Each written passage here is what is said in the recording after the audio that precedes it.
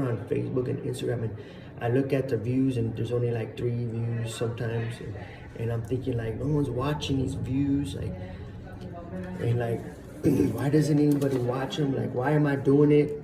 I'm just wasting my time. And I was thinking of John the Baptist, right? And John the Baptist was was the forerunner of Christ, right? And he never got to see the fruits of his labor. He never got to see anything Christ did. And he's in this dark place, he's in a dungeon, right?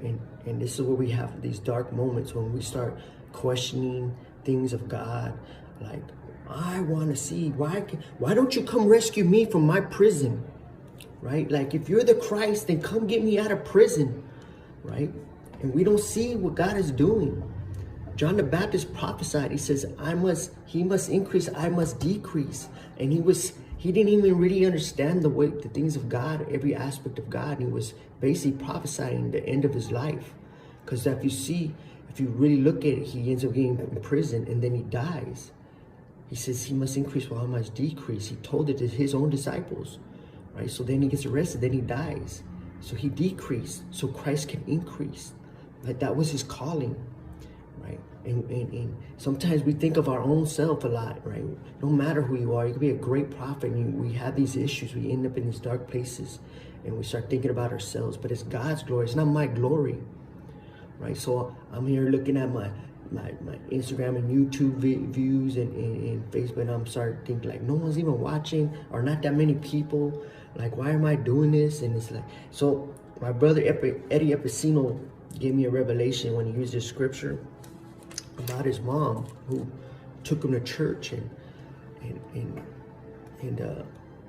she was taking him to church. Like, anyone who lives in my house, you're gonna go to church. And she introduced him to God, and we all end up doing bad things later, but now it's grabbed a hold of him, right? It might not happen the way he wanted it then. It might not happen the way his mom wanted it then, and she passed away. But he showed me this, and I'm giving him credit. This is a powerful message, and I'm not going to get into his testimony. His testimony is very powerful. You should look him up on Andrew's Temple. His testimony, Eddie Epicino, and it's very powerful. He also spoke at Fellowship Church the other day with me. And it says 2 Kings 13:21. So it was as they were burying a man that suddenly they spied a band of raiders, and they put the man in the tomb of Elisha. And when the man was let down,